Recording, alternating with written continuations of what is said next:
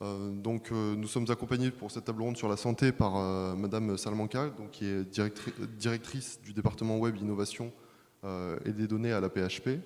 Monsieur le député Pierre-Alain Raffan, député de l'Essonne et qui est un fin spécialiste des sujets du numérique. Monsieur Briac, CEO de WeData. On aura l'occasion de revenir sur vos différentes expertises et vos activités. Donc, on va traiter de la thématique de l'avenir de nos données, des données de santé précisément. Et donc, je voudrais tout de suite rentrer dans le cœur du sujet avec une question pour Madame Salamanca sur est-ce que vous pouvez nous en dire plus sur comment aujourd'hui la PHP fonctionne et quand je parle de fonctionnement, c'est par exemple au niveau de comment est construite l'infrastructure de la PHP pour répondre aux enjeux qui sont liés à la protection des données de santé. Bonjour à tous, déjà merci de m'avoir invité aujourd'hui. Donc la PHP a lancé un peu sa stratégie, on va dire, de valorisation des données à d'autres finalités que celle du soin il y a peut-être à peu près 5 ans. Donc elle s'appuie vraiment sur le fait qu'on a un dossier patient informatique unique depuis une dizaine d'années qui est progressivement déployé au sein des 39 hôpitaux d'institutions. Et donc une fois qu'on avait ce dossier patient unique, la question de réutiliser ces données-là pour le pilotage de l'activité hospitalière, pour l'innovation, pour la recherche s'est posée assez vite. Et là, il y a vraiment les aspects techniques d'un côté, donc je vais essayer de les décrire rapidement, mais il y a aussi tous les aspects de gouvernance et de modèle d'organisation au sein de la grande institution qu'est la PHP pour organiser ce partage de données et cette utilisation des données à ces finalités-là. Donc la communauté médicale a été largement associée à la construction de cet entrepôt de données de santé, qui compte aujourd'hui à peu près 12 millions de patients, donc ça commence à être quelque chose d'assez considérable. Donc, un des premiers, il y avait quand même un certain nombre de grandes règles que la communauté médicale n'était pas prête à, qu'elle avait envie de se donner. La première qui était le fait qu'elle soit associée à chaque fois que ces données-là soient utilisées. Donc, par exemple, un projet de recherche qui se fait en partenariat avec que ce soit un partenariat académique ou un partenariat industriel, qui est à minima un professionnel de la PHP qui soit dedans, à la fois pour garantir le fait qu'une finalité publique, d'intérêt public qui soit utilisée pour ces données, mais aussi qu'il soit associé à l'évolution, à l'utilisation des données et qu'il puisse se former et former les personnes qui utilisent ces données-là. On s'interdit d'utiliser les données avec des organismes bancaires et assurantiels. Donc ça, c'est vraiment des partenaires industriels qui sont complètement on va dire, écartés de l'entrepôt de données de santé. Et il y avait une forte volonté des médecins que l'infrastructure qui héberge ces données soit celle de la PHP, donc que les données ne sortent pas de l'institution. Ça, c'est vraiment quelque chose qui était assez et qui est toujours en fait au cœur des préoccupations des médecins, c'est la garantie du secret médical. Et ça, pour eux, ça passe par le fait que la PHP garde le contrôle sur ces données, que les données des patients ne se baladent pas sur des infrastructures à droite à gauche, que ce soit avec des partenariats industriels ou académiques. Donc c'est vraiment quelque chose qui était au cœur de l'élaboration du projet. Puis on a après élaboré des règles de partage et un certain nombre d'outils qu'on travaille aujourd'hui avec la CNIL. On est le premier entrepôt de données de santé à avoir été autorisé par la CNIL en début 2017. Je pourrais en parler beaucoup plus, mais je pense que je vais m'arrêter là. J'avais juste une petite question pour finir de poser le contexte. Quelle est votre utilisation? Donc vous disiez qu'il y avait une non-volonté de stocker les données en dehors de votre infrastructure. Est-ce que vous utilisez quand même le cloud dans divers projets, que ce soit ne serait-ce que pour du calcul ou du stockage ou autre, ou est-ce que le cloud n'est pas du tout utilisé aujourd'hui à la PHP? Alors, je pense que, comme je le disais, la PHP, c'est 39 hôpitaux. Donc, on a une quantité de projets de recherche qui est assez importante. J'aurais du mal à répondre très précisément est-ce qu'on n'utilise pas le cloud sur certains des projets qui sont menés. En pratique, sur la partie on va dire institutionnelle, le cloud n'est pas du tout utilisé aujourd'hui. On commence à réfléchir à explorer sur certains projets de recherche qui vont nécessiter vraiment une puissance de calcul très importante, à utiliser des clouds évidemment HDS et de préférence aujourd'hui on s'oriente vers des solutions françaises ou européennes.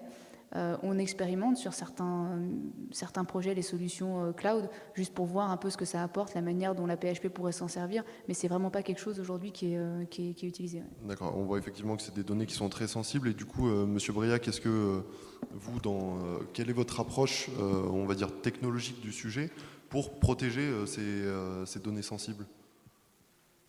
Je ne sais pas si on m'entend. Merci déjà de m'avoir convié à cet échange. En fait, aujourd'hui, quand on parle de données anonymes, souvent, ce qu'on considère être des données anonymes, elles sont en fait juste pseudonymes. Donc, qu'est-ce que ça veut dire? C'est que, en fait, ces données-là, elles ont été débarrassées des identifiants directs. Il y en a 19, il y a une norme qui existe pour ça. Mais globalement, ceux auxquels on pense spontanément, c'est le nom, le prénom, l'adresse, le numéro de sécurité sociale. Il peut y en avoir plein d'autres. Et en fait, ces données-là, elles sont donc pseudonymes et elles ne sont pas identifiantes directement. Malheureusement, en fait, ces données, elles sont identifiantes indirectement. C'est-à-dire que les variables qui sont identifiantes, les variables restantes qui n'ont pas été supprimées, elles peuvent être identifiantes par croisement. C'est-à-dire qu'avec d'autres sources de données, on peut réidentifier. Et donc, il y a un risque. Comme il y a un risque, et on peut le féliciter, le législateur a statué que la charge de la preuve pesait sur celui qui collecte les données. Et étant donné qu'il y a un risque, l'approche qui est généralement utilisée, c'est une approche de sécurité. L'image qui me vient en tête quand je parle de sécurité, c'est le cadenas, c'est-à-dire qu'on va verrouiller, sécuriser, traquer, on va mettre des solutions de blockchain, etc. On peut imaginer toutes les solutions qui peuvent être imaginables. Et malheureusement, il reste toujours un risque. Alors nous, on a une approche qui est radicalement différente, on a une optique qui est complètement nouvelle, qui est en fait de substituer ces données qui sont pseudonymisées par des données qui sont des données de synthèse, qui sont virtuelles, mais qui restent statistiquement pertinentes. Donc, en fait, l'objectif, c'est de pouvoir exploiter l'information sans prendre le risque de la réidentification. Et les données qu'on génère, ce sont des données qui ont exactement la même structure que la structure de données de départ, parce que l'objectif, c'est, bien sûr, le postulat, c'est la sécurité, mais la finalité, c'est de pouvoir exploiter l'information dans toute sa richesse. C'est-à-dire qu'on conserve la granularité, la finesse, et on est donc une méthode d'anonymisation au sens propre du terme qui empêche la réidentification. Donc voilà, on a un prisme sur la sécurité qui est différent de ce qui existe, c'est-à-dire que généralement on pense à la sécurité comme une approche périphérique, et nous notre approche elle est différente, c'est-à-dire que c'est vraiment quelque chose qu'on construit sur la donnée en elle-même et qui n'est pas du tout paradoxal avec une approche de sécurité périphérique, elle est complémentaire mais avec un prisme différent. Avec vraiment comme philosophie de méthode la sécurisation des données des individus. En l'occurrence, pour nous, on travaille plutôt dans le secteur de la santé, mais des patients. Merci beaucoup. On voit effectivement que ce sont des données qui sont très sensibles. Il y a certains mécanismes qui permettent de maîtriser ou en tout cas limiter les risques inhérents aux données de santé. J'avais une question pour vous, monsieur le député, sur les risques justement qui sont liés d'un point de vue, aux données de santé d'un point de vue réglementaire. Par exemple, on voit, il y a eu le Cloud Act, il y a eu l'abrogation du Privacy Shield. Aujourd'hui, quels sont les risques principaux qu'il y a sur nos données de santé? À mon tour de vous remercier pour l'invitation et l'organisation de l'événement. Alors ça reste un sujet complexe, qu'on est, on va dire, politiquement torturé entre deux sujets. Le premier sujet, c'est comment faire en sorte de pouvoir exploiter au mieux les données de santé, ce que vous disiez, notamment dans le cadre de la recherche, parce qu'on a tous traversé collectivement une période, et on la traverse encore un peu bizarre, où on se doit de pouvoir utiliser au mieux ces données pour la recherche, notamment pour trouver des virus ou répondre à ce qu'on appelle vulgairement une transition sanitaire, mais d'avoir le plus grand potentiel sur ces sujets. Ça, c'est une vision que tout le monde souhaite, même si le sujet des données et du numérique, plus globalement, a été pris très tardivement en France et en Europe. On a eu une prise de conscience assez tardive. après le scandale Snowden et Cambridge Analytica, on a commencé à se réveiller sur ce qui se faisait au niveau de la gestion des données et de la gouvernance de la donnée. Donc, ça, c'est la partie un peu positive, donc on a envie que ça se fasse. Maintenant, et vous le disiez, il y a le sujet de la confiance. Et vous le rappeliez tout à l'heure, hein, ce fameux serment d'Hippocrate, on ne peut pas se permettre, quand on est législateur ou responsable politique, de faire prendre le moindre risque de fuite de données ou de pouvoir retrouver un patient, notamment qui a une maladie rare, et là qu'on peut retrouver avec des facteurs, même s'ils ont été pseudonymisés, c'est comme ça qu'on dit dans votre métier. Et ce risque-là, c'est un risque qui est encore flou, parce qu'on sait qu'on a de très bons acteurs en France qui peuvent permettre de sécuriser, mais il y a une zone, et vous l'avez évoqué, c'est le sujet du Cloud Act, cette loi extraterritoriale américaine, qui reste une zone grise, politiquement et techniquement. Ça a été rappelé par la présidente de la CNIL, on n'a pas encore de réponse au Cloud Act. Il y a des travaux qui sont faits législatifs en cours en France et en Europe. On y travaille. Et vous le rappeliez, hein, ce risque existe encore et on ne peut pas se permettre, nous, justement, de confier ces données-là à des acteurs qui ne garantissent pas cette étanchéité pour le moment. Quel est le risque justement final qu'il y a lié par rapport au Cloud Act, par exemple? Mais ce sera un risque d'accès aux données sur décision d'un juge américain. Donc il y a quand même un processus, hein, c'est pas non plus je claque des doigts et j'accède aux données, mais moi je ne connais pas le processus juridique américain, je ne sais pas quelle pression peut y avoir là-bas, mais quand on veut pousser les Français à utiliser le dossier médical partagé, avoir ces données en ligne quelque part, on ne peut pas trahir cette confiance. Et tant que nous, on ne s'assure pas d'avoir une garantie, alors quasi totale, il y aura toujours un risque. Hein. Quand on voit qu'un enfant de 13 ans à Lille peut rentrer au Pentagone, on peut se poser des questions, mais ça n'empêche pas de réduire ce risque-là. Et pour l'instant, la seule réponse, qui n'est pas législative, ce serait de confier ces données à des acteurs européens, dans tout le traitement de la chaîne, hein. Pas que dans le stockage, mais dans le traitement de la chaîne. Donc, c'est des sujets qu'on commence à évoquer, on y travaille, mais pour l'instant, c'est vrai qu'on n'a pas de solution immédiate et technique, et nous, on appelle sur ces sujets-là à prendre le temps, et justement d'avoir les financements possibles pour soutenir les acteurs européens, mais prendre le temps de bien faire les choses et pas de se précipiter, justement pour garantir la vision qu'on a eue tout à l'heure d'utilisation de ces données au service justement des Français et des Européens. D'accord. Donc vous pensez qu'il est possible que les données de santé restent effectivement sur le territoire numérique français, voire européen, pour la protection de l'ensemble de nos concitoyens.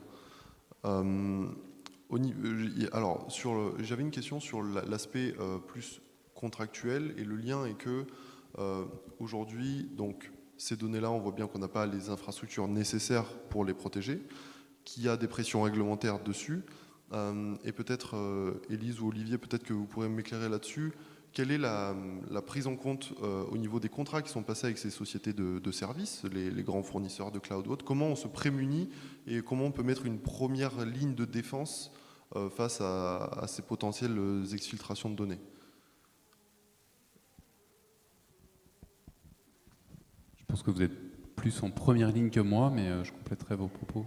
Alors, nous, je pense qu'il y a plusieurs choses, hein, qu'on peut évoquer là-dessus. Il y a un certain nombre de certifications, en tout cas d'exigences qui sont mises en œuvre à l'échelle nationale. Alors, on a des certifications justement hébergeurs agréés à données de santé. Donc ça, c'est une première étape et c'est quelque chose que nous, on met en prérequis par rapport à nos différents fournisseurs. On a par la suite des référentiels de sécurité qui sont validés par l'ANSSI et qui sont derrière mis en place par le ministère de la Santé.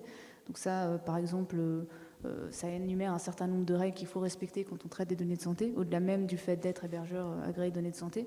Donc toutes ces étapes-là doivent être franchies par les personnes avec qui on travaille. Et ensuite, il y a un certain nombre de failles, et ça a été évoqué tout à l'heure. En fait, beaucoup de choses sont complètement inhérentes à l'organisation qu'on met en œuvre en interne.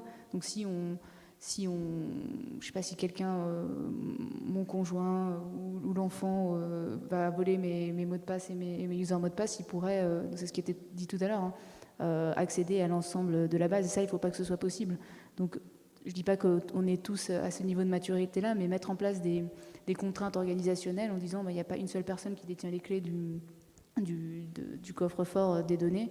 Au contraire, mettre différentes barrières, ne pas donner accès à des données nominatives quand ce n'est pas nécessaire. Donc vraiment, et mettre des grandes barrières à l'intérieur de nos systèmes d'information pour que ce soit hermétique. C'est des types de mesures que progressivement tous les hôpitaux sont en train de mettre en place au sein de leur système et qu'ils exigent au niveau de leurs fournisseurs. Alors, je sais pas, ça ne répond pas complètement à la question, mais je pense que c'est déjà des premières étapes qui disent on a quelques armes à la fois législatives, un petit peu de référentiel et derrière organisationnel qu'il faut qu'on mette en place à tous les niveaux pour se prémunir sur ce genre d'attaque. On en revient du coup à cette notion, si je puis dire, de coopération entre les différents acteurs. On a vu que certains États européens avaient une interopérabilité sur ces données de santé, avec l'exemple de l'Estonie et la Finlande, où si vous avez une prescription qui est faite par un médecin en Estonie, vous pouvez récupérer votre prescription en Finlande. Monsieur le député, pensez-vous que cette interopérabilité puisse être industrialisée, voire faite by design, comme on dit, la sécurité by design, pourquoi pas l'interopérabilité by design pour assurer les échanges entre les acteurs? C'est un sujet qui est à l'étude, toujours politiquement parlant. Là, le métier n'est pas technique. L'ancien Premier ministre, Édouard Philippe, a missionné d'ailleurs les acteurs, et dont le député Éric Bothorel, sur ces sujets-là. Donc c'est une mission qui est toujours en cours pour étudier la meilleure façon de pouvoir rendre ces données interopérables. Est-ce que c'est possible? Donc techniquement, oui, il y a des pays qui le font. Est-ce politiquement acceptable? Ça, c'est des questions qu'on doit se poser, parce qu'on en discutait encore ce matin. Il y a 27 pays en Europe qui n'ont pas tous le même état d'esprit. Donc, est-ce qu'on doit faire peut-être des projets pilotes avec, entre guillemets, des pays un peu plus proches dans cette approche-là?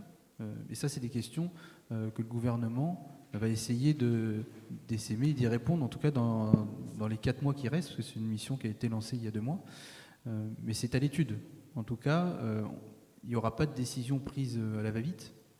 On préfère prendre le temps d'essayer aussi de nous organiser en interne, entre guillemets, parce qu'on sait que sur ces données de santé, il n'y a pas forcément un schéma unique de la manière de les normaliser.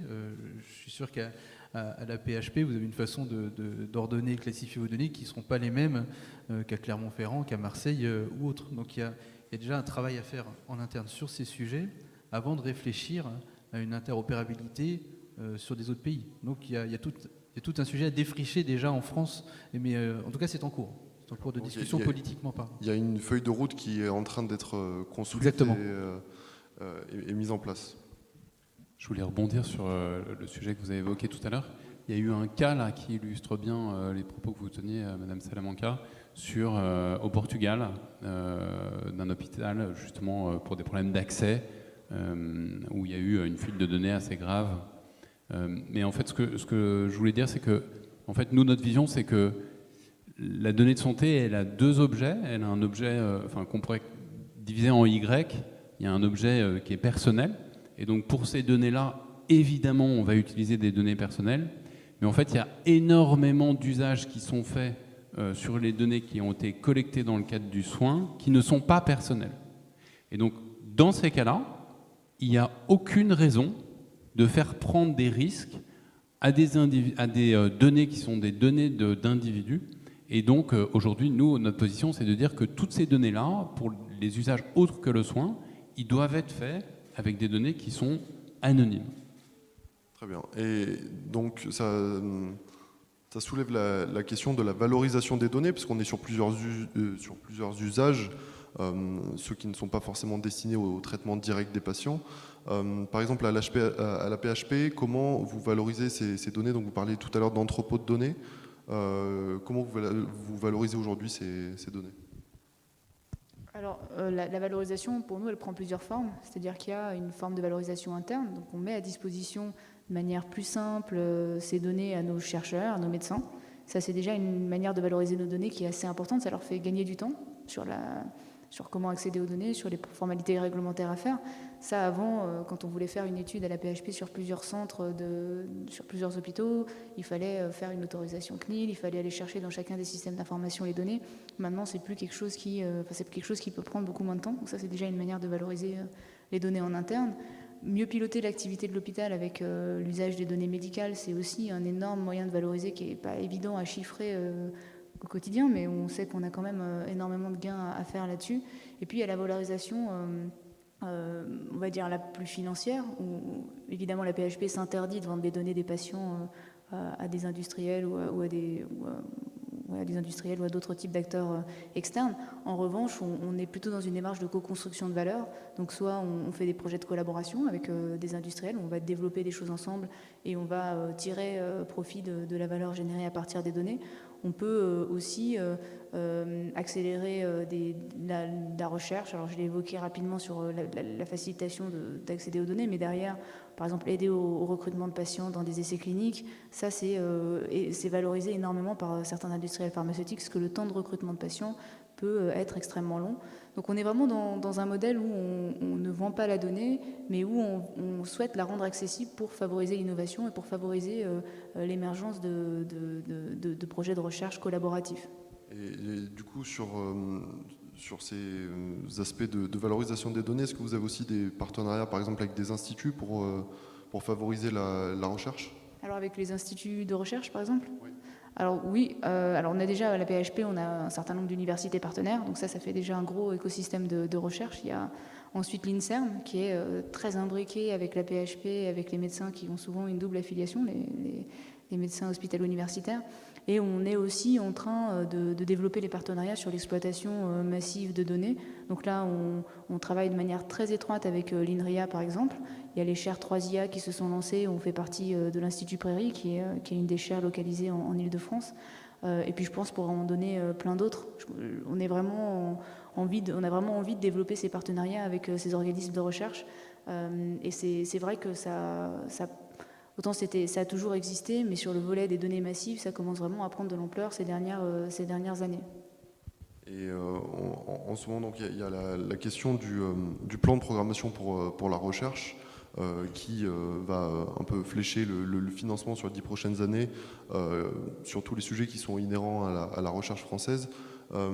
Monsieur le député, est-ce que vous pouvez nous donner un peu plus de précision sur les tenants et les aboutissants de ce plan de recherche et puis finir sur concrètement comment ça se traduit sur le terrain?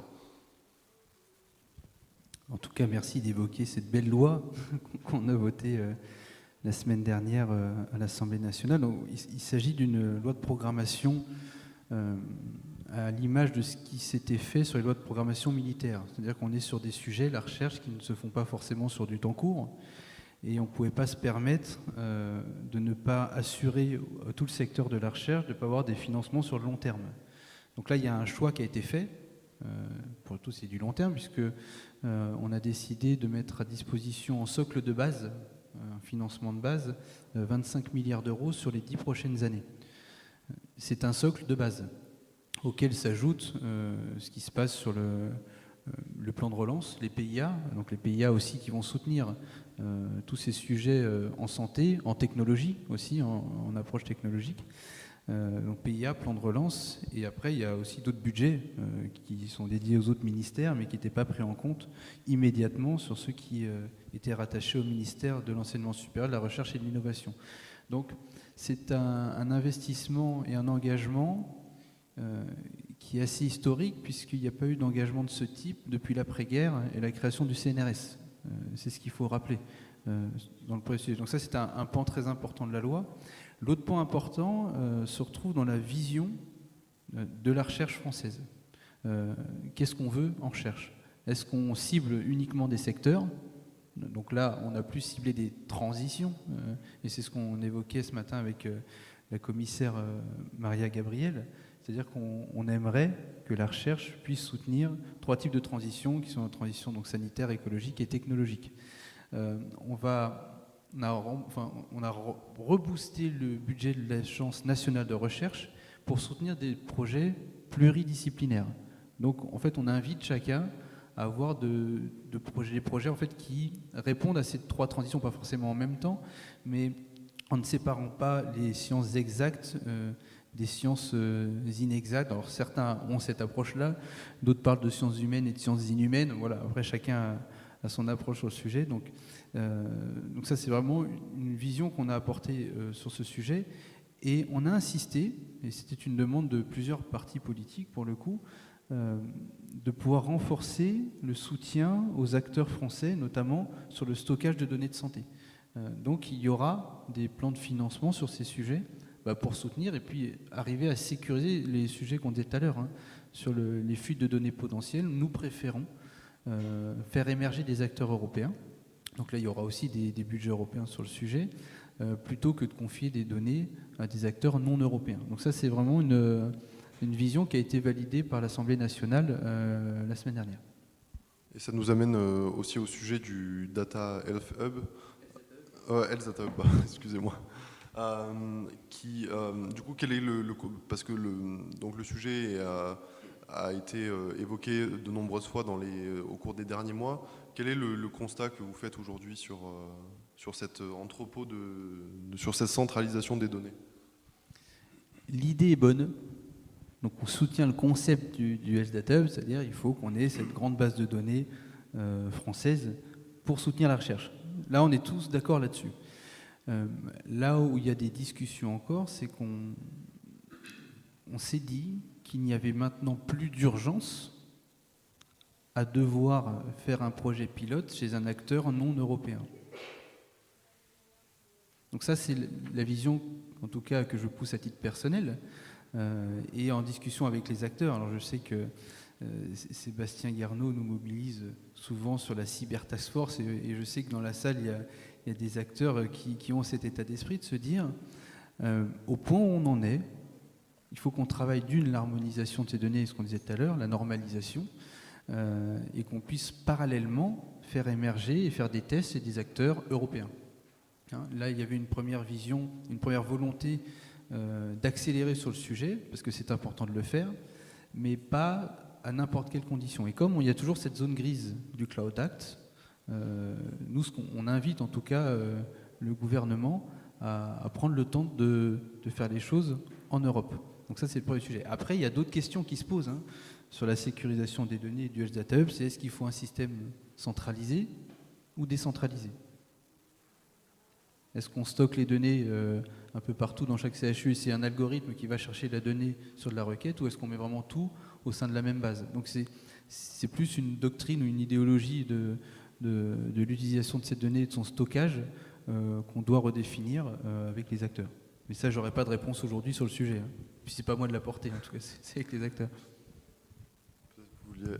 Peut-être moi pour compléter, parce que c'est vrai que cette question du Health Data Hub a un grand volet hautement politique, et donc là c'est des sujets qui doivent être débattus.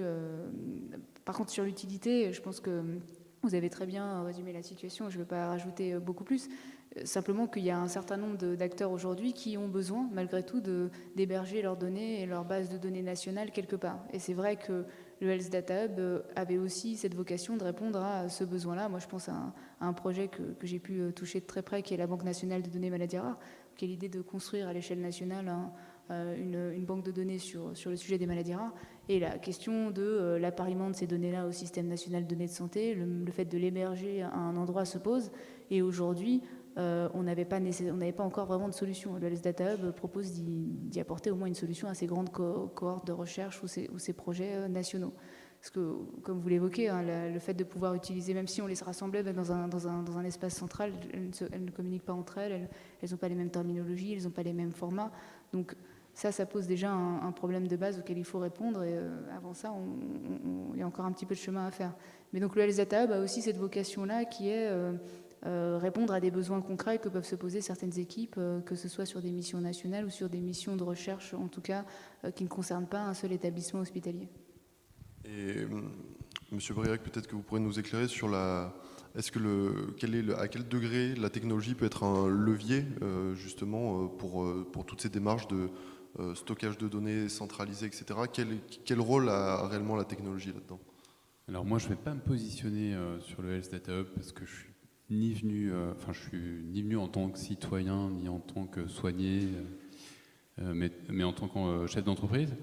Donc Aujourd'hui, c'est certain que la volonté est bonne et les technologies aujourd'hui existent. On est capable de pouvoir anonymiser les données et je pense, encore une fois, qu'on ne peut pas faire prendre de risques à des données de patients, à des individus, de potentielle réidentification et de tous les risques qu'il peut y avoir derrière, des dérives qui pourraient survenir. Et quelles sont, donc on parlait d'anonymisation, quelles sont les limites qui peuvent être inhérentes à l'anonymisation de ces données? Par exemple, si quelqu'un est malade et qu'on ne puisse pas le prévenir, par exemple, est-ce que c'est un cas de figure qui peut se présenter?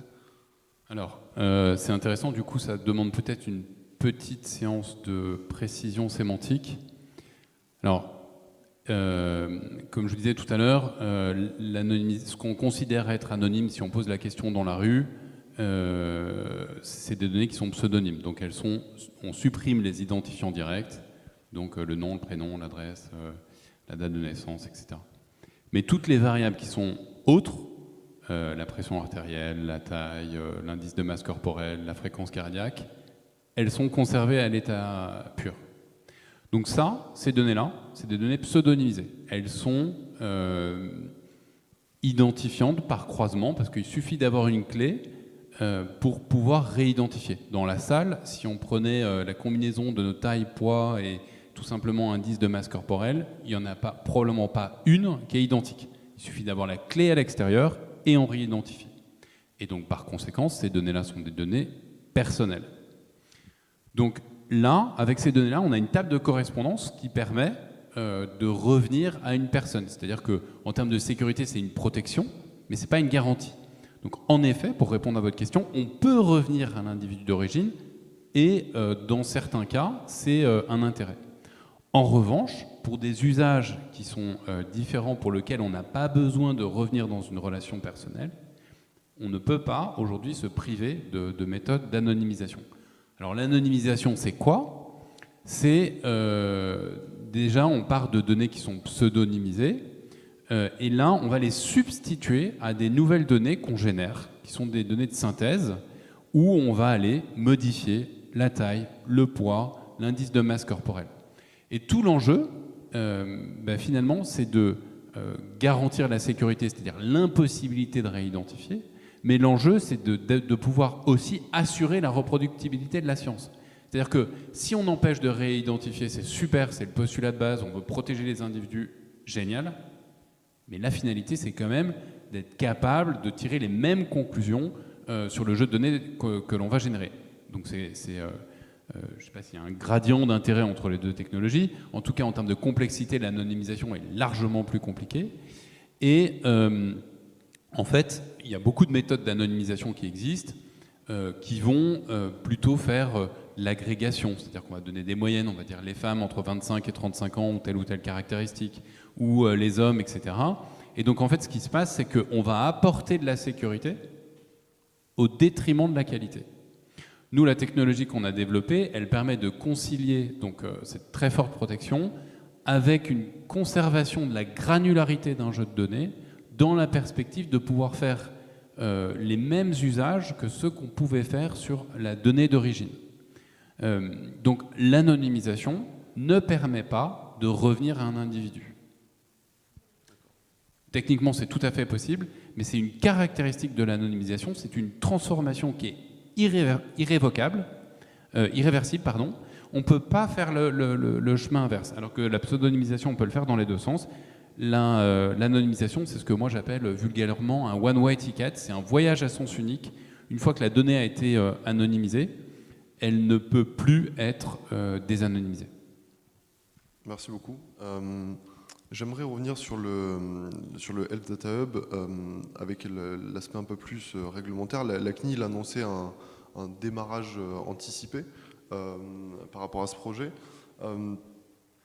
Pensez-vous, monsieur le député, que la réglementation évolue en accord et de concert avec ces nouvelles technologies, ces nouveaux besoins, ces nouveaux usages? Là, vous touchez à un autre point sensible, c'est la différence entre le temps technologique et le temps politique. Donc, il y a des travaux, comme je le rappelais tout à l'heure, au niveau français et européen, sur ces sujets. Si on prend l'exemple du RGPD, il a été soumis à la Commission au Parlement en 2012. Il a été voté et mis en application 6 ans après. Donc forcément, c'est pour ça qu'on appelle, nous, d'abord avoir une réponse technologique. Donc dans la maîtrise du risque, ce serait de confier ça à des acteurs européens et travailler en parallèle sur la législation. Parce que ça prendra toujours plus de temps que la technologie. Donc c'est des sujets c'est 2 chantiers, à mon sens, qu'on doit travailler, mais en gardant en tête la vision et l'ambition qui est celle de protéger un maximum de nos citoyens et d'avancer dans l'innovation de la recherche médicale. Donc on est vraiment dans des sujets à 3 temps, assez complexes, parce que le temps de la recherche n'est pas non plus le temps technologique et le temps politique. Donc c'est comment essayer de rapprocher ces 3 chantiers en les menant en parallèle de la manière la plus sage possible. C'est pour ça qu'on ne peut pas apporter de réponse immédiate au niveau législatif, ce qui reste une impossibilité parce qu'on n'a pas encore ces pratiques-là. C'est pas demain que ça va arriver d'ailleurs, hein. Et c'est pas notre rôle d'avoir un temps qui se rapproche de celui de la technologie, dans tous les cas. Donc on y travaille sur les 3 pans, mais ça restera complexe. C'est pour ça qu'il vaut mieux commencer par l'aspect technologique. Et pensez-vous qu'à terme, la France, voire l'Europe, peut être force de proposition sur ce sujet-là, comme vous évoquiez le RGPD, qui aujourd'hui est utilisé de par le monde et chaque pays ou État le transpose un peu à ses spécificités locales, comme on l'a vu au Japon, en Californie, etc. Est-ce que vous pensez que l'Europe ou la France ont la possibilité d'être vraiment force de proposition là-dessus ? Il y a 2 grandes choses qu'on sait faire en France et en Europe. C'est légiférer. Ça, c'est la première, je pense que tout le monde est d'accord. Et c'est aussi innover. On a une capacité d'innovation en France et en Europe qui est assez exceptionnelle. Et d'ailleurs, quand on rentre dans les sujets après un peu plus géopolitiques, parce qu'on n'est pas naïf, on sait que les données de santé des Français et des Européens sont très très regardées et prisées par les oligopoles. On sait que les États-Unis sont dans l'approche du tech for cash, comme on le dit. Nous, on est dans le tech for good, mais ils aimeraient bien avoir accès à toutes ces données-là pour faire du cash. Et c'est pour ça on ne doit pas être naïf, mais les données de santé, on a un système de données de santé qui est unique au monde et qui est peut-être un des plus matures au monde.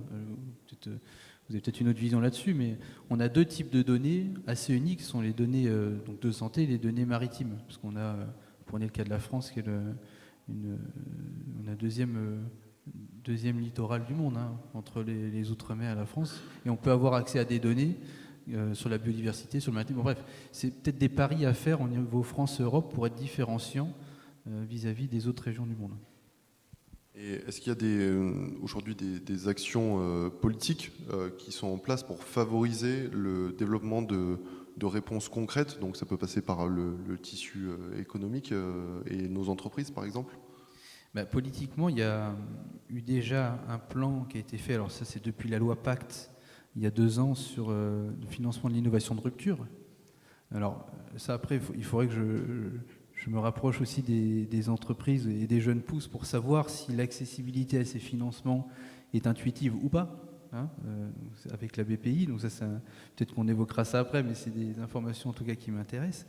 Il y a le PIA et plan de relance, qui sont là aussi pour soutenir les acteurs européens. Et ensuite, il y a les budgets européens. Il y a une volonté, même s'il y a des budgets qui sont en discussion, en préparation, il y a une vraie volonté. Et Thierry Breton, je pense, le rappelle à peu près toutes les semaines dans ses interviews, de faire émerger des acteurs européens avec une politique peut-être un peu plus agressive que celle d'avant, en tout cas plus active et moins passive, de pouvoir faire émerger en coopération avec les pays d'Europe ces acteurs, alors sur le cloud, sur les technologies diverses et variées, notamment sur l'intelligence artificielle. Et comment trouver de la cohérence quand d'un côté, donc on a justement toutes les initiatives que vous venez d'évoquer, et de l'autre, la consommation de services ou de produits extra-national ou extra-européens. Quelle est la cohérence de l'État dans tout ça ? Chercher une cohérence en Europe, c'est un très bel exercice. Pour la petite anecdote, on l'a vu pendant la période du Covid, où il y a eu deux approches entre la France et l'Allemagne pour développer les applications de type Stop Covid, hein, où on a voulu en France faire une application 100% cocorico, comme on le dit, avec l'INRIA et des acteurs européens, pendant que l'Allemagne a préféré une solution avec Apple et Google. Donc rien qu'au niveau européen, il faut qu'on retrouve un peu cette doctrine qui soit un peu cohérente et assumée. Et ça, c'est des réponses à apporter. Ce premier sujet. Et après, il y a nos propres paradoxes. En effet, il y a une culture numérique qu'on est en train de faire. Il y a une phrase qui a été initiée par Jean-Michel Miss, un collègue, qui disait que pendant que l'Amérique développe les GAFA, nous on développe les CERFA, nos questionnaires. Donc c'était la différence de cette culture numérique. Il faut qu'on s'éduque collectivement à notre approche numérique. Est-ce que le but c'est de digitaliser des processus complexes, ou est-ce que c'est d'abord d'avoir cette pensée un peu à la Amazon, hein, c'est-à-dire on rend tout intuitif, sexy, et c'est l'usage qui compte. C'est pour ça que dans notre quotidien, on utilise Google, Apple, parce que c'est sexy, c'est simple. Donc il faut peut-être qu'on réfléchisse collectivement à peut-être faire émerger des usages qui correspondent à notre façon de faire. Parce que dans un sens, on essaie de sécuriser ces données de santé, puis de l'autre côté, on a une Apple Watch ou une enceinte Alexa à qui on donne beaucoup d'informations de données de santé. Et sur Facebook et les réseaux sociaux, c'est pareil. Donc les grands acteurs ont déjà une partie des données, peut-être pas les plus sensibles, mais ont déjà une belle vision de ces données de santé. On le voyait pendant la table ronde tout à l'heure sur l'éducation et sur la formation, où il y a le sujet se transpose de façon un peu différente, mais quand même assez similaire. Effectivement, il y a un tissu local existant, que ce soit d'acteurs, d'entreprises, et il y a parfois un manque de capitalisation sur ce tissu local à investir pour développer. Alors peut-être qu'il n'y a pas des solutions clés en main, comme on les appelle, tout de suite, mais effectivement, je pense qu'il y a un intérêt à investir sur ces solutions-là pour les développer, pour qu'on puisse répondre à nos besoins de demain. Et on parlait de résilience en Europe et de résilience d'un point de vue de la sécurité, et ça va aussi, c'est aussi applicable pour la sécurité de nos données. Il y a du coup un vrai sujet sur toutes ces données de santé et la criticité qu'elle représente. Mais on parlait tout à l'heure de la valorisation de ces données-là. Et est-ce que vous avez peut-être, Madame Salamanca, un exemple ou nous donner un peu des perspectives de comment demain on pourra utiliser ces données et quel est un peu l'objectif vers lequel on tend? Est-ce qu'il y a des initiatives qui sont aujourd'hui créées ou qui sont en cours de réflexion? Alors des initiatives en type de stockage, ou on parle d'usage quelconque sur le stockage ou sur l'usage de ces données sensibles? Non, les données de santé, nous, on a vu, et peut-être j'en ai évoqué 3 grands cas d'usage qu'on poursuit de manière active, sont la recherche, et c'est un gros bloc, hein, le pilotage de l'activité hospitalière, et puis la partie innovation qui peut, elle, servir à développer des outils. Alors je pense d'aide aux soins, c'est-à-dire par exemple les médecins vont vouloir échanger entre les différentes équipes de nuit, de jour, des informations sur les soins qui ont été donnés aux patients, la to-do list. Et ça, par exemple, aujourd'hui, certains utilisent WhatsApp. Je dis ça, donc c'est le genre d'outils qu'ils vont utiliser, qui sont au quotidien et qui ne sont pas du tout sécurisés et pas du tout adaptés pour les outils, pour les données médicales. Donc on pourra, à partir d'une base de données sécurisée, permettre d'y greffer des outils qui sont ergonomiques et qui permettent de répondre à des besoins très concrets. Ça, c'est le volet innovation. Mais il y a aussi, et ça on l'a vu avec la crise du Covid, c'est toute la partie veille sanitaire et un volet qu'on n'a pas encore nous vraiment développé, qui est la formation.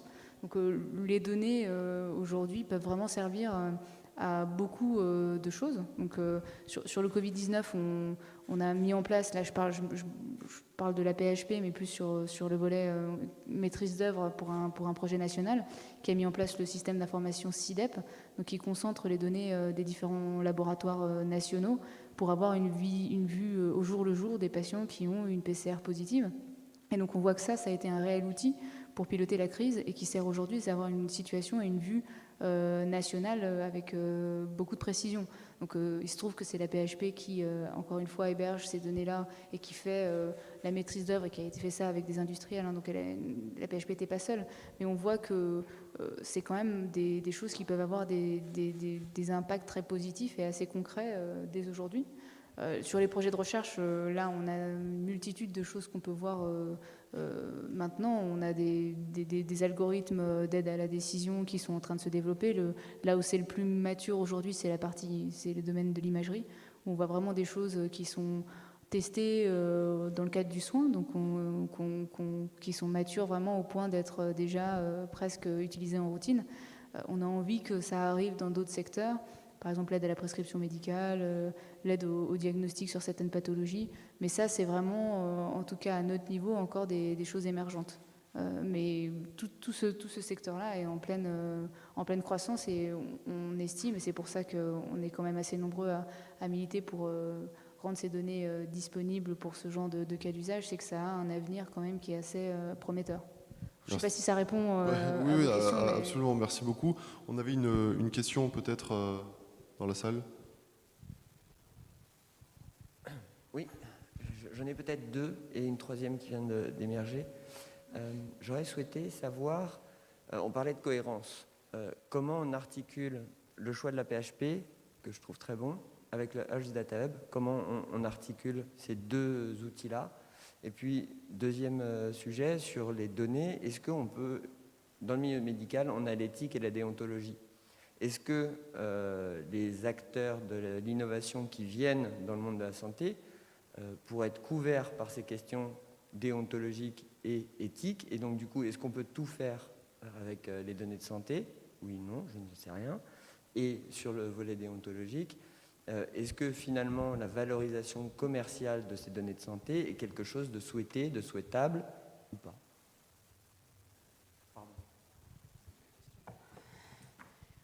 Je ne sais pas qui prend, si vous prenez... Effectivement,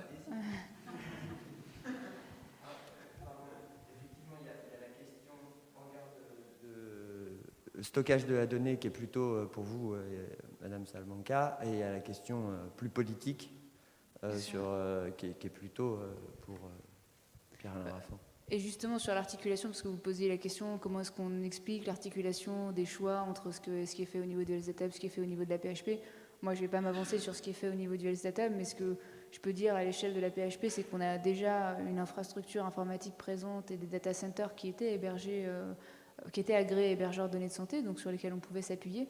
La PHP, c'est quand même 40 hôpitaux, le plus gros CHU d'Europe. C'est pas non plus des choses qui sont faisables à l'échelle d'autres types d'hôpitaux, voire d'autres CHU en France. Donc on partait on va dire d'un niveau d'informatisation assez élevé avec des capacités derrière qui sont importantes. Et puis on a le fait qu'on a construit cet entrepôt de données de santé avec notre communauté médicale qui elle-même avait un avis fort sur le sujet à l'époque, qui était de garder ces données-là au sein de la PHP. Donc c'est un choix qui a été fait via cette concertation avec notre communauté médicale. C'est peut-être moins le cas à l'échelle du Edge Data Hub où il y avait tout à construire de zéro. Mais je vais laisser là pour le coup plutôt le politique répondre. Quelque part, vous répondez un peu à la question d'après, parce que finalement, vous dites que la PHP a fait un choix. C'est les médecins, si je comprends bien, qui ont fait un choix, qui est que les données de santé doivent rester à l'intérieur parce qu'elles ne sont pas valorisables commercialement, finalement. Alors là, sur la valorisation économique, on a deux choses. On a le fait de vendre des données, et ça, c'est un choix sur lequel la PHP est assez ferme. On ne vend pas les données à des acteurs externes, on ne vend pas les données, tout court d'ailleurs. Par contre, on se permet d'avoir une valorisation financière des données en co-construisant des choses à valeur ajoutée. Par exemple, en co-développant des algorithmes avec des acteurs industriels. Et s'il y a de la valeur qui est générée par la suite, on espère en retirer une partie qui sera négociée avec ces acteurs industriels, puisqu'on apporte l'expertise médicale, on apporte les données et on apporte même un terrain d'expérimentation qui est assez important. Donc ça, c'est plus une démarche de valorisation dans laquelle on s'est inséré nous, à savoir celle de co-construire la valeur, mais de mettre à disposition les données dans nos conditions et dans le respect de nos règles de gouvernance, sans pour autant les donner à des industriels sous forme de rémunération. Et pour aller dans le sens de mémoire, l'utilisation de données de santé à des fins commerciales est interdite en France. Et on le rappelle à chaque loi qu'on vote. Alors, on en a beaucoup parlé dans le cadre de la loi bioéthique, on en a reparlé dans la loi de programmation pluriannuelle de la recherche. Et donc ça répond à une bonne partie de la question. Ce qui est intéressant, c'est que les acteurs ou peut-être futurs acteurs, qui traiteront ou stockeront les données, respectent simplement nos lois, pas des lois extraterritoriales. Je parle des lois françaises sur le sujet. Donc il y aura forcément des garanties très très sévères sur ces sujets. Donc il y a déjà des certifications. Le fait d'être HDS, hébergeur de données de santé, ça apporte une réponse, mais ça apporte peut-être pas tout.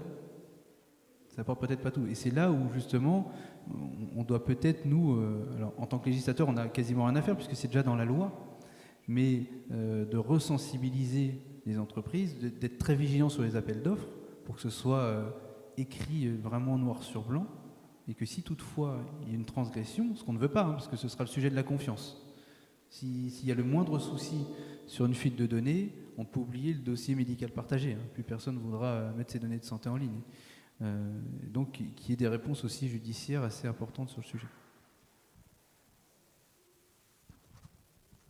Il y a un article dans le Code de la santé publique, je crois que c'est l'article 11110, ça doit être à peu près ça, qui dit, qui dit que la valorisation des données est formellement interdite. Et alors sinon, moi je voulais rebondir sur la question finalement de comment on procède pour sortir de la question de la valorisation, mais échanger la donnée, donc avec des partenaires industriels, avec en interne ou d'autres acteurs. En fait, notre position, c'est qu'aujourd'hui, on ne peut pas parler d'une anonymisation, mais on doit parler d'une anonymisation pour un usage. C'est-à-dire qu'on n'aura pas le même prisme de transformation avec la technologie qu'on a développée si on décide de transformer des données, de les anonymiser dans une perspective de faire de l'open data, ou que si, par exemple, on met de la donnée au service d'une même structure pour faire de la recherche. C'est-à-dire qu'on va considérer le niveau de confiance qu'on peut avoir dans l'usage pour déterminer la façon dont on va anonymiser les données.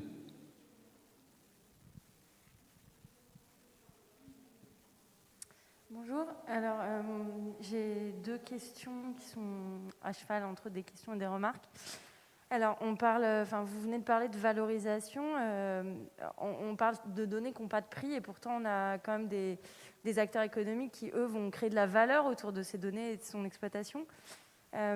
J'ai bien entendu que vous disiez, monsieur le député, qu'il fallait prendre le temps et du coup ma première question c'est combien de temps ? En fait, c'est vraiment combien de temps ? Parce qu'aujourd'hui, on parle d'AWS qui parle de l'usage avant de parler du good tech. J'aurais tendance à penser qu'on s'en fiche tant que les gens utilisent une solution qui répond à nos attentes ou qui répondra dans un futur plutôt proche à nos attentes. Et ma deuxième remarque, c'est que vous évoquez beaucoup la confiance et la cohérence, et je suis ravie d'entendre ça quand on observe qu'un certain nombre d'éléments, de données, de contenu des politiques ou bien des collectivités territoriales, et j'en parle d'autant plus que je suis élue dans une collectivité territoriale, donc je vois ce que ça veut dire, sont hébergés sur des plateformes qui ne sont absolument pas européennes, et encore moins françaises. Alors même, et je donne un exemple qui n'a rien à voir avec les données de santé, dans les plateformes numériques de diffusion de contenu en ligne, il y a YouTube, et puis en face, il y a Dailymotion. Et on va me dire, ouais, mais il n'y a personne sur Dailymotion. Ouais, mais si personne ne s'y met non plus, il n'y aura personne. Donc ma question, c'est vraiment combien de temps et comment on gagne en cohérence et en confiance si les premiers à devoir montrer l'exemple ne le font pas. Voilà. Mais j'adore cette question et c'est absolument pertinent.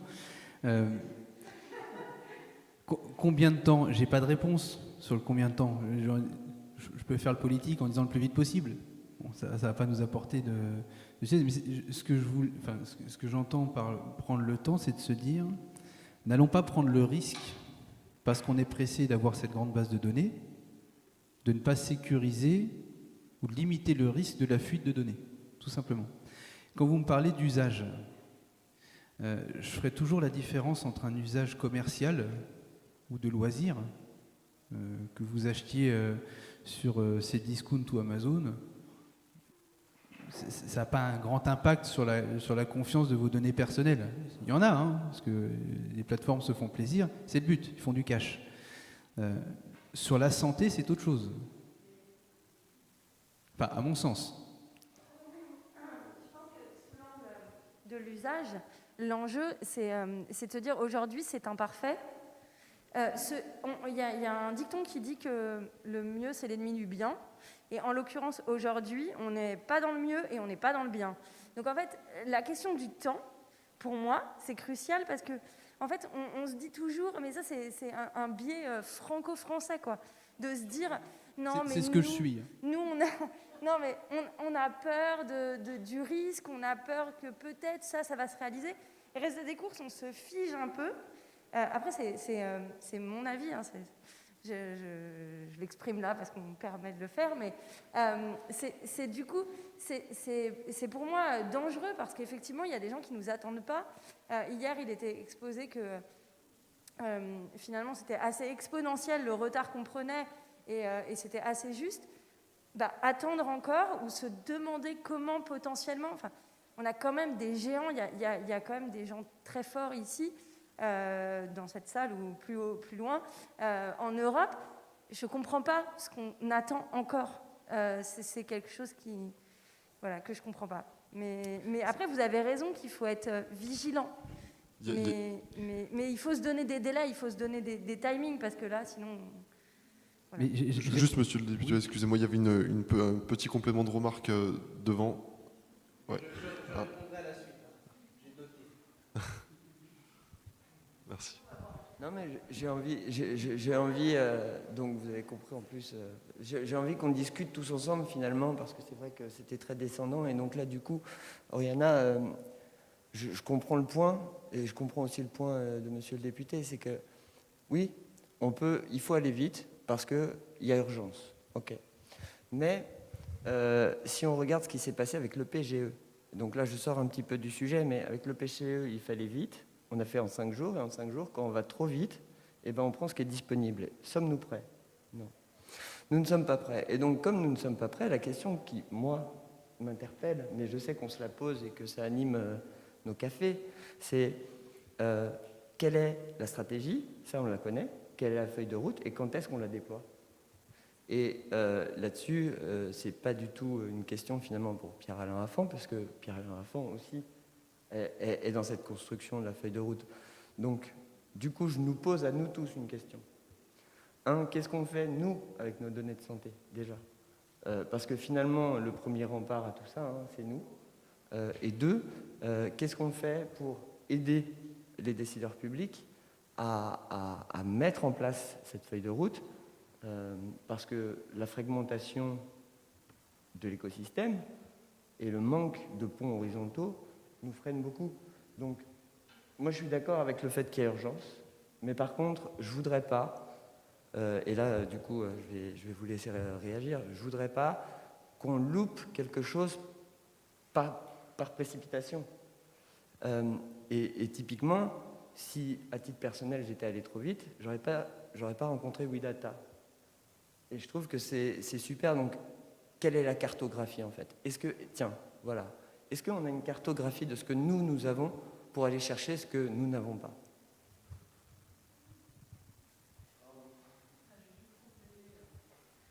Ah, pardon, oui. Je vais juste compléter, en fait, bon, Seb vient un peu de tuer le game, hein, mais pour rebondir, en fait, sur cette histoire de temps, je veux juste rappeler que quand on parle de données à caractère personnel, certes de santé, il y a le code de la santé qui s'applique et autres, mais il y a aussi le RGPD. Et tout à l'heure, on parlait de données, de formats, etc. Sincèrement, j'ai l'impression d'être projeté en 2014, où on avait déjà cette discussion-là quand on avait discuté d'open data, etc.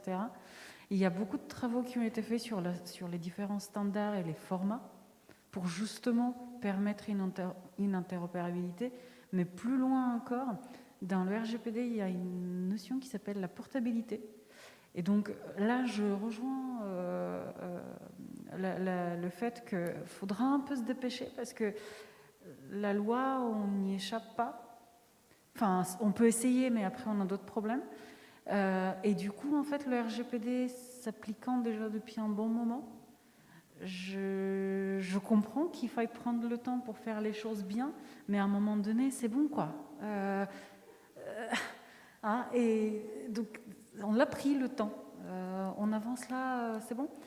Ça, c'est la première chose. La deuxième, qui est liée à ça, c'est qu'aujourd'hui, on a tout de même une quantité invraisemblable de choses qui ne sont pas considérées comme des devices médicaux, qui ne sont pas définis en fait comme des objets médicaux, qui sont pourtant en vente, qui sont pourtant utilisés par les praticiens, qui sont imposés aux patients. Je pense notamment, j'avais travaillé avec une communauté de malentendants qui ont des implants cochléaires connectés. Et donc en fait, les patients n'ont pas accès à leurs données.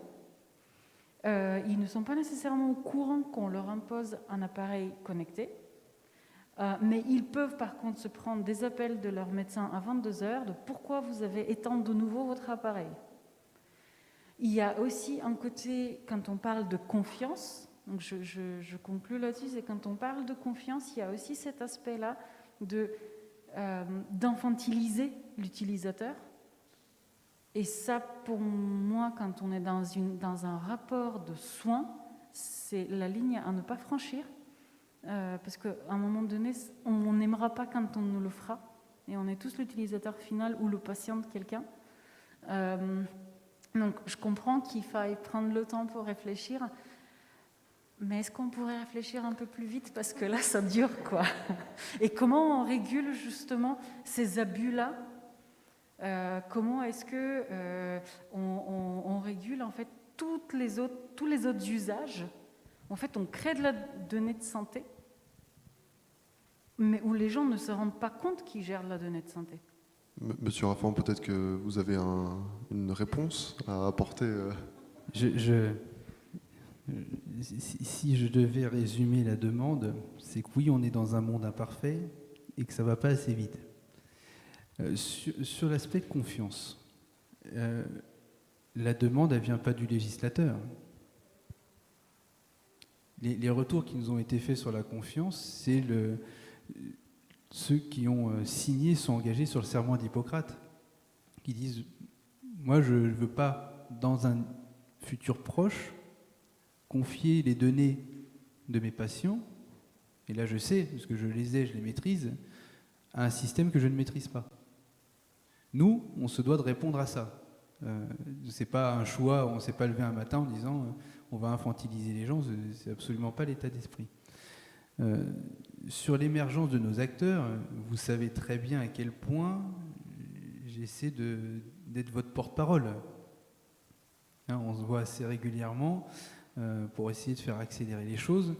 On est dans un système politique qui relève de l'exception culturelle française. Oui, c'est très long, oui, ça va pas assez vite, et je suis pas sûr que ça change tout de suite. C'est pour ça que on a un état d'esprit, on préfère libérer des budgets pour le privé, et qui est une association privée-publique avec les universitaires également. Ça, libérer des budgets, on peut le faire beaucoup plus rapidement que s'entendre sur une législation globale d'encadrement des données de santé. Après, il faut forcément un cadre, mais le cadre, j'ai envie de dire, il est déjà existant sur les limites à ne pas franchir. Donc ça, c'est encore à travailler. Et ça, c'est une des responsabilités du législateur. C'est pas répondre à l'immédiateté sur l'usage, parce que l'essentiel, je vais vous dire, dans la période actuelle, c'est pas de créer un Health Data Hub, On a d'autres sujets un peu plus urgents sur ces sujets, mais ça ne veut pas dire qu'on ne doit pas abandonner cette innovation qui est attendue par le milieu de la recherche, et notamment sur ces sujets-là. Et pour répondre à madame, et oui, il faudra qu'on poursuive cette discussion, mais notre système politique a autant de paradoxes que chacun d'entre nous. Quand on représente les citoyens, on est aussi paradoxal. Hein. C'est-à-dire que oui, on veut que ça aille vite, mais pas trop. On veut qu'il y ait des usages super sexy, mais sécurisés, mais qui correspondent à ce qu'on veut, mais pas trop non plus. On l'a eu, et c'était un des sujets du Stop Covid, c'est-à-dire que il y avait une paranoïa qui s'est installée en disant mais je veux absolument pas qu'on ait accès à mes données de géolocalisation pendant que dans votre smartphone ou dans le reste, je suis pas sûr que chacun les ait désactivés, et ça va chez les acteurs américains, et comme c'est américain, on s'en fout. Donc il y a beaucoup de choses à discuter, il y a beaucoup de choses à remettre sur la table. On a toujours rappelé, je pense qu'on avait discuté aussi avec Sébastien, il faut un moment qu'on détermine collectivement de ce qu'on veut globalement du numérique, des usages, de l'accélération, des budgets associés, sous forme d'un grand débat ou autre, peu importe. Mais entre l'IA, la reconnaissance faciale, les données de santé, il y a tellement de sujets. Et après l'impact sur l'emploi, il faut qu'on essaie d'avoir entre guillemets, une doctrine française et européenne, hein, parce que c'est toujours la complexité de vouloir faire ce que disait Maria Gabriel ce matin.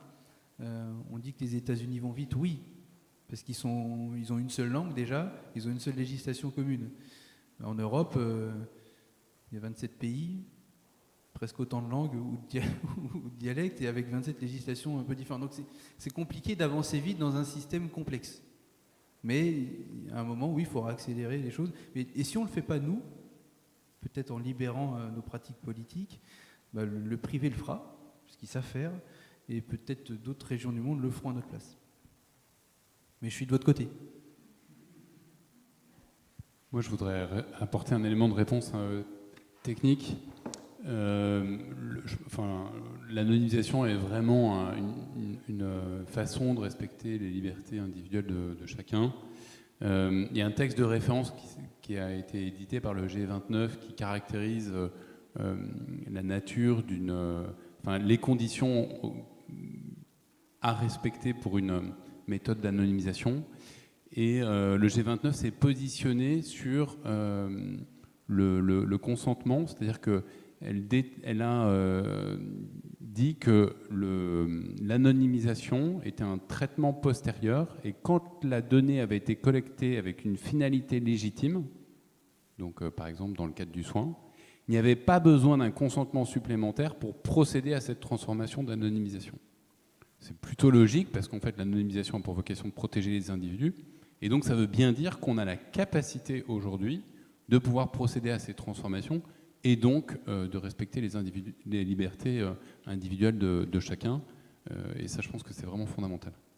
Monsieur Raffan, vous voulez... Oui, je voulais rebondir parce qu'il y a un point que je n'ai pas évoqué sur une de vos questions. Vous parliez de notre cohérence, savoir montrer l'exemple. Bon, ça, on est encore un peu malade, on essaie de se soigner. Très souvent, on a eu, et il y a eu beaucoup d'appels d'ailleurs, pendant le confinement, quand on a vu l'impact du développement du télétravail et puis des plateformes pas forcément sécurisées, on voyait très souvent le système politique, et je m'inclus dedans, parler de souveraineté numérique sur des outils qui étaient américains, et dans leur première phase, qui ne sécurisaient pas les données. On a des garde-fous. On n'a pas été cohérent, on se soigne. Je pourrais en rappeler toujours à Sébastien, qui est un de nos garde-fous, qui nous a dit les gars, arrêtez. Moi, je vous amène des acteurs. Donc, il y a eu Olvid, il y a eu Orange aussi. Je sais que tu fais aussi tes visioconférences sur des outils sécurisés. On a poussé l'Assemblée nationale à basculer sur ce type d'outils. Ça prend du temps. Ça prend du temps parce que on a testé des outils à la base qui n'avaient pas la fluidité exigée pour faire des grandes visioconférences. Donc on a testé plein de choses, hein. Ça s'est amélioré depuis. Je sais que mes équipes sont là et mes collègues, surtout du numérique, entre guillemets, en sont témoins. C'est qu'à chaque fois, je les forçais à tester des outils français ou européens, avec un niveau d'exigence d'utilisation qui parfois était décevant. C'est-à-dire qu'au bout de 10 minutes, on était obligé de changer. Parce qu'on avait l'impression d'être dans une zone blanche en GPRS, un mot sur 10. Et donc là, c'est l'usage qui reprend. Par contre, il y a un ministre, et je le cite, c'est Cédric O, qui a tanné un maximum de ses collègues à ne plus utiliser d'outils non européens pour les visios. Alors qu'au début, tout le monde le faisait. Et maintenant, il se refuse à le faire. C'est-à-dire que s'il sait que c'est sur Zoom ou autre, il ne se connecte pas. Mais on a trouvé des solutions. Donc on a au moins le ministre du numérique qui a soigné sa cohérence. Nous, on essaie de le faire au niveau de l'Assemblée nationale. Ça prend du temps aussi, parce qu'il faut rentrer dans nos systèmes d'information qui sont d'un autre temps, avec des utilisations plus ou moins cohérentes et avec un accès à la connectivité aussi. Enfin bref, il y a tous ces sujets. Mais en tout cas, on fait le maximum. Hein, on essaie de changer, même des messageries personnalisées, WhatsApp, Telegram ou autre, voilà, on essaie de se soigner aussi. Ça prend du temps, c'est comme une maladie, tout simplement.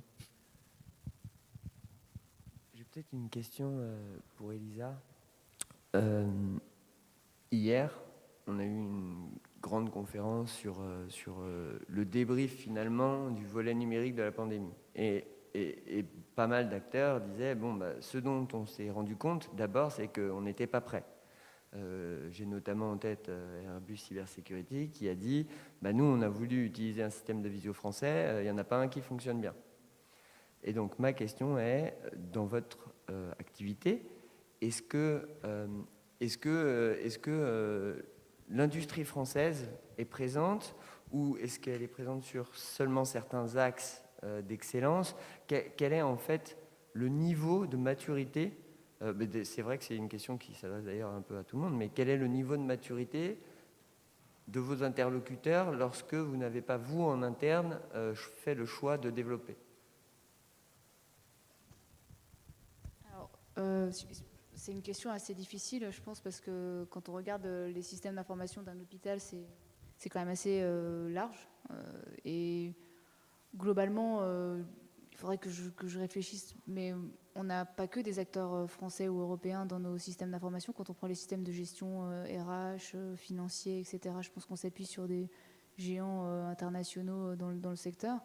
Par contre, c'est vrai qu'on s'appuie beaucoup, et comme je disais tout à l'heure, aujourd'hui sur beaucoup d'infrastructures on-premise. Donc même si c'est des acteurs comme Microsoft, on reste sur des outils qu'on maîtrise, en tout cas qu'on a localement chez nous, et les données ne sortent pas de nos serveurs, ou en tout cas ne vont pas sur des serveurs aux États-Unis ou en dehors d'Europe. Maintenant, là où on n'est par exemple pas du tout prêt en France ou en Europe encore, c'est même si OVH peut-être qui fait ses propres serveurs pourrait éventuellement sortir de ce cadre-là, mais c'est si on veut travailler sur du calcul du HPC, en fait on a des acteurs qui s'imposent aujourd'hui, qui sont Nvidia, et ça c'est des acteurs aux États-Unis, ils ont la maîtrise de la technologie déjà des puces qui permettent de faire ces calculs-là. On a donc sur certains sujets qui ne relèvent pas du tout de la santé d'ailleurs, parce que c'est du calcul des GPU, des CPU, c'est des acteurs maintenant qui ne sont plus en France ou en Europe. Par contre, quand on regarde nos dossiers patients informatisés, donc qui sont quand même le cœur de la machine de l'hôpital, on est beaucoup sur des acteurs européens aujourd'hui. Et on ne prend pas les acteurs américains qui, eux, s'imposent aux États-Unis. Donc on a quand même sur beaucoup de choses, et parce que ces secteurs-là se collent au système de santé français, européen, c'est quand même des systèmes qui sont assez localisés. Par exemple, le PMSI en France, ça reste quelque chose qui est la tarification à l'activité des hôpitaux ou même des systèmes d'information des médecins de ville, ça reste lié au système qui a été mis en place en France ou qui a été mis en place dans chacun des pays, et on a quand même une petite porte d'entrée sur l'adaptation au marché local. Donc nous, sur certains de nos systèmes d'information, on est sur des acteurs, je dirais pas forcément français mais européens, sur d'autres systèmes qui sont beaucoup plus généralisables, comme par exemple le système de gestion d'imagerie, le PACS. Là, on est sur des acteurs internationaux. Donc voilà, je pense qu'on a une mosaïque et c'est malheureusement, on n'a probablement même pas d'acteurs français sur lesquels s'appuyer systématiquement là maintenant. Alors ça, il y a eu des rachats, etc. Mais le PAX à la PHP, c'est Philips qui s'en occupe, par exemple. Donc c'est plus un acteur français ou européen. Monsieur Briac, peut-être vous avez un complément de réponse à apporter? Bon, sur la question du système d'information, moi je pensais, on parlait tout à l'heure aux applications type Stop Covid. Nous, on a évidemment beaucoup réfléchi pendant cette période parce qu'avec notre technologie d'anonymisation, on s'est dit qu'on avait quelque chose à apporter. Et en fait, on est resté assez humble par rapport à ce sujet-là, mais on a développé une application qui est une application qui permet, qu'on a développée conjointement avec le CHU de Nantes, qui donc évidemment est hébergée sur un serveur HDS, qui regroupe différentes sources de données, parce que en fait, souvent, on veut avoir la réponse. On se pose une question, on voudrait la réponse, mais en fait, il n'y a pas une, mais des réponses. Et donc, ce qu'on a fait, c'est qu'on a utilisé différentes sources de données.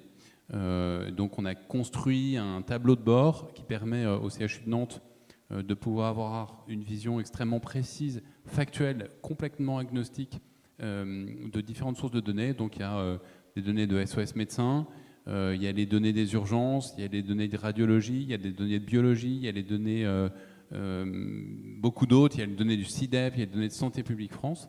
Et en fait, tout ça, ça permet de donner une information la plus exhaustive possible. Donc en fait, ce qu'on permet de donner, c'est des courbes de séries temporelles qui permettent de visualiser l'évolution en l'occurrence là, du Covid, mais ça pourrait être d'une épidémie. Et un des intérêts de la méthode, c'est que chaque source de données a son intérêt, mais une des sources de données qui a beaucoup d'intérêt, c'est celle de SOS Médecins. En fait, elles ont une valeur qui est relativement prédictive. Alors, je ne sais pas si dans l'Assemblée, vous êtes habitués à les solliciter, mais moi qui ai des enfants, je suis habitué. Et en fait, ce qui se passe, c'est que quand on sollicite SOS Médecins, c'est souvent le premier relais du soin. C'est-à-dire que quand on ne peut pas aller chez le médecin ou qu'on a une contrainte, etc., on appelle SOS Médecins.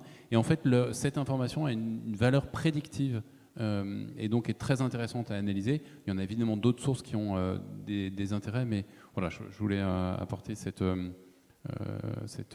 illustration à cette question d'une technologie qui s'appelle Argos, qu'on a développée avec le CHU de Nantes.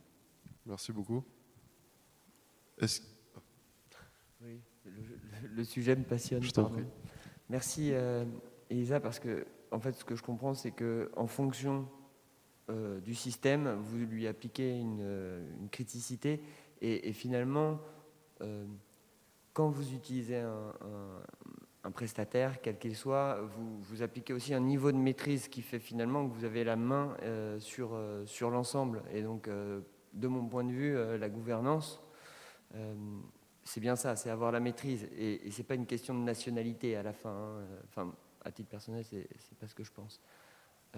Du coup, vous parliez de Stop Covid.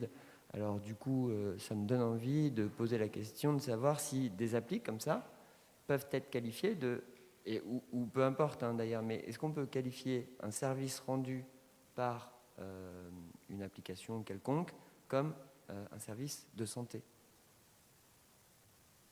Je veux bien reformuler si je ne suis pas clair. Oui, ok. Est-ce qu'on peut dire que Stop Covid est un service de santé?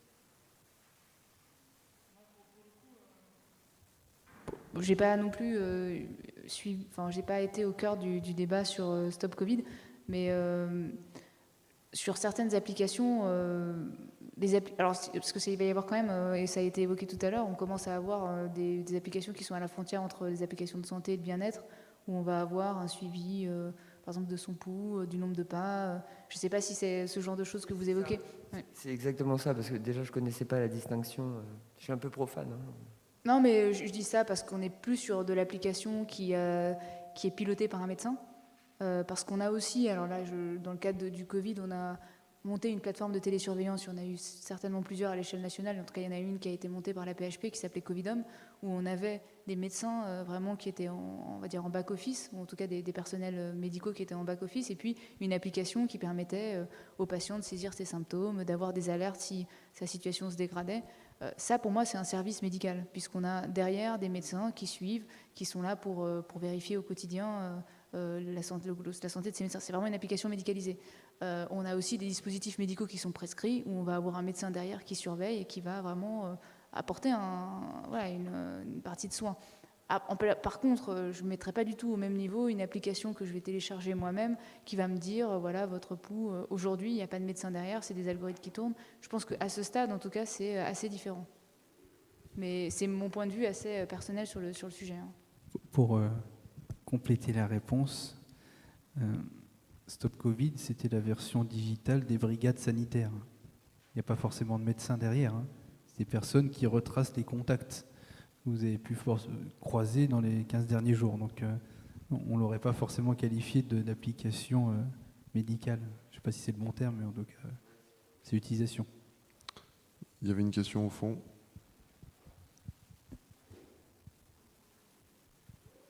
C'est promis, c'est une question gentille. En fait, ma question, justement, on touche à ces applications bien-être qui sont à la frontière entre des données de santé, qui collectent en tout cas au sens de la réglementation des données de santé. Et je voulais savoir s'il y avait des projets de regroupement de ce type de données pour la prise en charge des patients, notamment dans la gestion des urgences, dont on a beaucoup entendu parler cette année, même avant le Covid. Et donc voilà, si la PHP travaillait sur des projets autour de ces données-là, parce que les données environnementales peuvent avoir un impact sur la prise en charge, notamment pour les malades avec des maladies de longue durée.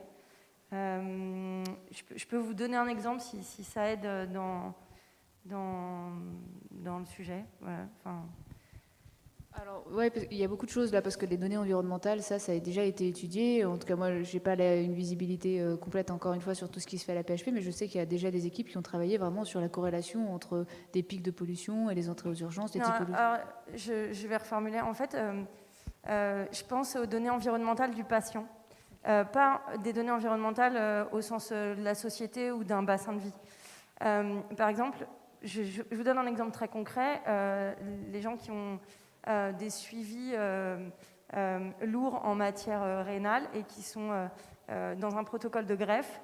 Il se trouve que lorsqu'on greffe quelqu'un, on lui injecte énormément d'eau.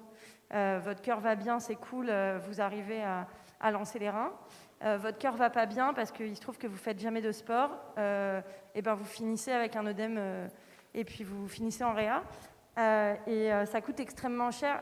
Je suis un peu cash. Ça coûte extrêmement cher à l'assurance maladie, de ne pas avoir pris en compte le fait que la personne qu'on a mise sur une liste de greffe, en fait, elle ne fait pas de sport. Et du coup, la chance pour que son cœur aille mal au moment où on va faire la greffe et on va lui mettre un certain nombre de litres d'eau, la probabilité pour qu'il atterrisse en soins intensifs ou en réa est extrêmement élevée. Alors, c'est un exemple que je connais extrêmement bien, mais du coup, en fait, la question, c'était de savoir s'il y avait des travaux autour de ces données, du coup, environnementales, mais du patient. Et qui franchement sont là dans notre téléphone. Dans une montre connectée, dans une Fitbit, n'importe quoi, vous avez un certain nombre de données. Est-ce qu'on s'en saisit et si ce n'est pas le cas, est-ce qu'on s'en saisira? Parce qu'il y a des sociétés qui s'en saisissent, notamment pour la convalescence de sportifs, et je pense à une société qui s'appelle Human Fab, qui est d'ailleurs en lien avec Forestia maintenant et qui va faire dans le confort des voitures, notamment. Voilà, et qui est à Aix-en-Provence. Alors peut-être une réponse très rapide pour qu'on reste dans les temps. Très rapide, donc j'aurais tendance à dire, j'ai pas de connaissances aujourd'hui, moi, mais je pense qu'il y en a, ça commence à émerger, de projets qui vraiment s'inspirent, en tout cas qui vont aller chercher les données de ce genre de montres, etc. On commence à voir émerger par contre des spécialistes, en tout cas des médecins qui veulent travailler sur ce genre de choses, c'est-à-dire la prescription de sport et de suivi de ce genre de prescription. Parce que quand ils vont dire, là, avant votre opération, vous devez faire du sport, on n'a pas de moyens de suivi. Donc il y en a qui commencent à s'intéresser à ça et qui font... C'est plus la démarche de projet de recherche pour voir l'évaluation de ce genre de dispositif, voir comment est-ce qu'on peut faire de la prescription de ce type de... comment dire, e-device ou en tout cas de suivi. Mais oui, c'est à l'état, j'aurais tendance à dire, émergent de ce que je peux en voir. Merci beaucoup. Je vous remercie tous d'avoir participé et de nous avoir accompagnés sur cet après-midi. Je tenais à remercier donc notre panel d'experts qui est là cet après-midi, aussi les personnes qui regardent la vidéo en direct, parce qu'il y a plusieurs personnes qui la regardent. Donc merci à tous. Je fais appel désormais à Sébastien pour un petit mot de fin. Et puis je vous invite à continuer les échanges après notre table ronde. Oui, merci beaucoup. C'était super qu'on puisse tenir cet événement dans les conditions des gestes barrières, des recommandations sanitaires. On a montré aussi collectivement qu'on pouvait se rassembler et faire attention les uns aux autres. Et donc, je souhaite que l'avenir nous le permette encore. Et ça me permet tout de suite d'appeler Édouard Janson et l'ACN qui a été un moteur et un soutien très important pour la tenue de cette journée. Et je vous invite à aller au pupitre pour un mot de remerciement.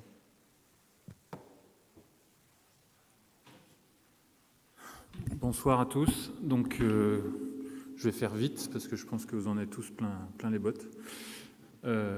Le principe de l'ACN, c'est de permettre à des entreprises qui sont parfois concurrentes ou complémentaires de se retrouver et d'échanger. Et ce qu'on fait à l'ACN au niveau de la France, l'ACN, ça regroupe 50 entreprises qui travaillent que dans les aspects de cyber, aussi bien hardware que conseil, que éditeur de logiciels. On a besoin d'aller plus loin et plus large que ce qu'on fait à l'ACN avec des utilisateurs et au niveau européen. Et aujourd'hui, pouvoir échanger avec vous, des députés, et avoir échangé ce matin avec Marie-Gabrielle, et pouvoir porter l'expérience et l'expertise française au plus large, c'est extrêmement important pour nous. C'est un des seuls, je ne sais pas si vous avez lu le petit observatoire qu'on vous a remis aujourd'hui, c'est un des secteurs où on a 9% de croissance par an sur les 5 dernières années. C'est un des secteurs où quand on pose en début d'année, vous recrutez combien de personnes? La réponse, c'est nos limites. Ça dépendra des bons profils qu'on trouve. Donc c'est un super secteur, c'est un secteur où en France, il y a des super pépites. L'année prochaine, à ce même endroit, on préparera la présidence européenne. Donc l'intérêt de ces rencontres, et encore plus l'année prochaine en prévision de la présidence européenne, est stratégique. Donc en conclusion, merci à tous. Merci à tous d'être venus, même dans les conditions particulières. Donc la sécurité et la safety, c'est nos métiers, mais là, on l'a mis en pratique. Et on espère tous vous retrouver l'année prochaine, surtout dans cette optique de présidence européenne, et qu'on puisse porter haut les couleurs françaises au niveau européen, parce qu'on a des vrais licornes et des vrais talents sur ces sujets en France.